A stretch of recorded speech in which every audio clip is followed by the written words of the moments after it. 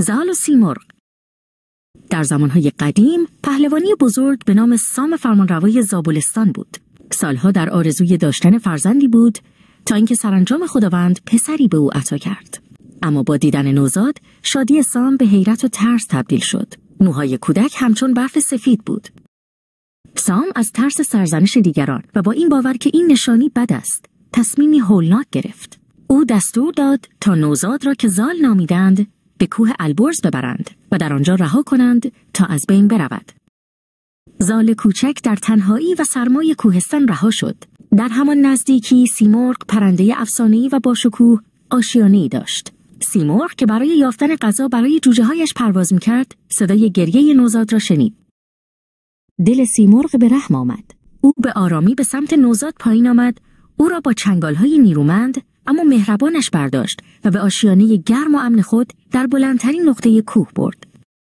سیمرغ زال را مانند یکی از جوجه‌های خود بزرگ کرد. به او بهترین غذاها را می‌داد و از او در برابر خطرات محافظت می‌کرد. زال در کنار سیمرغ خرد و دانش طبیعت را آموخت. سالها گذشت و زال به جوانی نیرومند، زیبا و دانا تبدیل شد.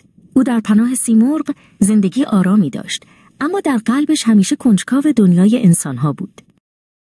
در همین زمان سام شبی در خواب ندایی شنید که او را به خاطر رها کردن فرزند بیگناهش سرزنش می‌کرد. او پشیمان و آشفته از خواب بیدار شد و تصمیم گرفت به کوه البرز برود و پسرش را پیدا کند.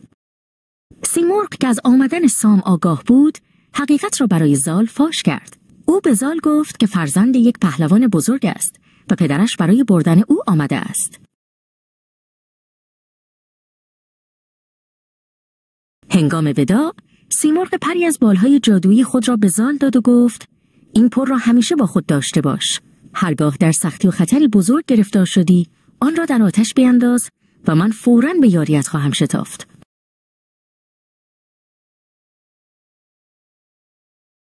سپس سیمرغ زال را بر پشت خود سوار کرد و از کوه پایین آورد و به پدرش رساند. دیدار پدر و پسر پس از سالها دوری با اشک‌های شادی و پشیمانی همراه بود. زال به دنیای انسانها بازگشت تا سرنوشت خود را به عنوان یکی از بزرگترین پهلوانان ایران رقم بزند.